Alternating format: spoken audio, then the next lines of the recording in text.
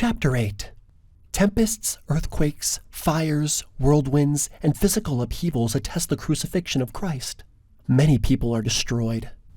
Darkness covers the land for 3 days. Those who remain bemoan their fate. About AD 33 to 34. And now it came to pass that according to our record, and we know our record to be true, for behold, there was a just man who did keep the record, for he truly did many miracles in the name of Jesus. And there was not any man who did do a miracle in the name of Jesus, save he were cleansed every whit from his iniquity. And now it came to pass, if there was no mistake made by this man in the reckoning of our time, the 33rd year had passed away. And the people began to look with great earnestness for the sign which had been given by the prophet Samuel, the Lamanite, yea, for the time that there should be darkness for the space of 3 days over the face of the land. And there began to be great doubtings and disputation among the people, notwithstanding so many signs had been given.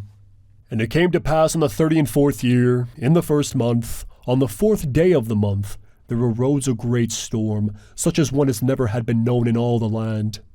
And there was also a great and terrible tempest, and there was terrible thunder, insomuch that it did shake the whole earth, as if it was about to divide asunder. And there were exceedingly sharp lightnings, such as never had been known in all the land. And the city of Zarahemla did take fire.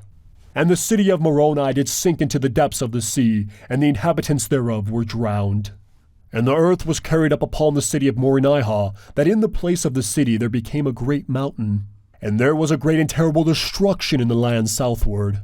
But behold, there was a more great and terrible destruction in the land northward. For behold, the whole face of the land was changed, because of the tempests and the whirlwinds, and the thunderings and the lightnings, and the exceedingly great quaking of the whole earth. And the highways were broken up, and the level roads were spoiled, and many smooth places became rough. And many great and notable cities were sunk, and many were burned. And many were shaken till the buildings thereof had fallen to the earth, and the inhabitants thereof were slain, and the places were left desolate. And there were some cities which remained, but the damage thereof was exceedingly great, and there were many in them who were slain. And there were some who were carried away in the whirlwind, and whither they went no man knoweth, save they know that they were carried away. And thus the face of the whole earth became deformed, because of the tempests and the thunderings and the lightnings and the quaking of the earth.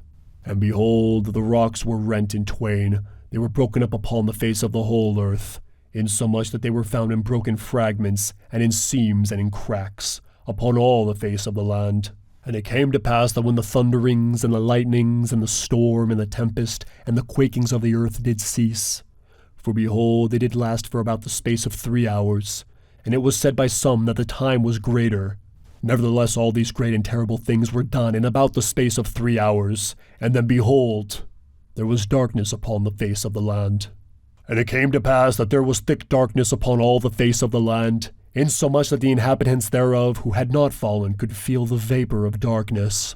And there could be no light, because of the darkness, neither candles, neither torches, neither could there be fire kindled with their fine and exceedingly dry wood, so that there could not be any light at all. And there was not any light seen, neither fire nor glimmer, neither the sun nor the moon nor the stars, for so great were the mists of darkness which were upon the face of the land. And it came to pass that it did last for the space of 3 days, that there was no light seen, and there was great mourning and howling and weeping among all the people continually. Yea, great were the groanings of the people, because of the darkness and the great destruction which had come upon them. And in one place they were heard to cry, saying, "Oh, that we had repented before this great and terrible day, and then would our brethren have been spared, and they would have not been burned in that great city Zarahemla." And in another place they were heard to cry and mourn, saying, "Oh, that we had repented before this great and terrible day, and had not killed and stoned the prophets, and cast them out. Then would our mothers and our fair daughters, and our children have been spared, and not have been buried up in that great city Moronihah." And thus were the howlings of the people great and terrible.